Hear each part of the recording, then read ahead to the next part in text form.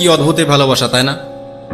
যখন সম্পর্ক নতুন হয় তখন কথা বলার জন্য বাহানা খোঁজা হয়, আর যখন সেই সম্পর্ক পূরণ হয়ে যায় তখন কথা না বলার জন্য বাহানা খোঁজা হয়।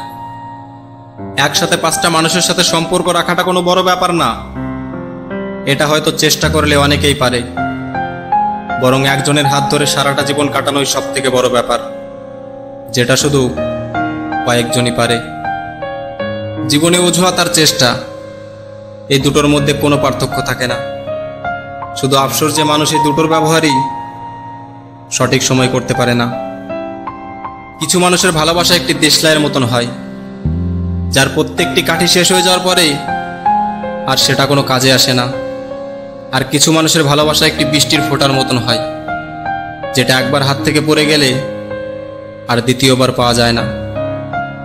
জীবনে একটা জিনিস ভেবে খুব অবাক হই, যে জীবনে কি চাইলাম আর কি পেলাম।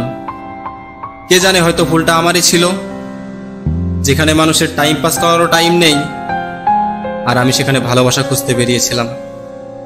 এই দুটো ব্যক্তি জীবনে নতুন রাস্তা দেখিয়ে যায়। এক, যে খারাপ সময় ছেড়ে যায়। 2, যাকে খারাপ সময় পাশে পাওয়া যায়। একটা সময় জীবনের সবকিছু শেষ হয়ে যায়, শুধু কিছু স্মৃতি পড়ে থাকে। বাঁচার ইচ্ছা না থাকলেও বেঁচে যেতে হয়, কারণ মাথার ওপর পরিবার থাকে।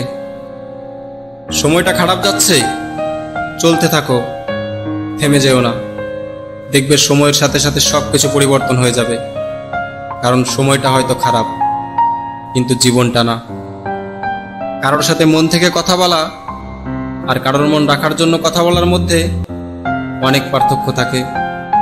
শুধু আফসোস যে কিছু মানুষ এই কারোর মন রাখার জন্য কথা বলাটাকেই নিজের বলে ভাবতে থাকে।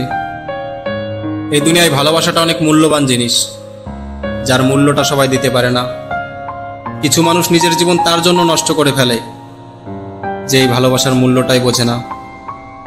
কাউকে ভালোবাসলে মন থেকে ভালোবাসো, ভালোবাসার অভিনয় করো না, কারণ অভিনয়টা যতই ভালো হোক এটা একদিন না একদিন শেষ হয়ে যায়, কিন্তু ভালোবাসা কখনো শেষ হয় না। কাউকে ভালোবেসে জীবনের সবকিছু ভেবেছিলাম, আর আজ তো এটা ভেবে অবাক হই যে আমি কত নাম্বার ছিলাম।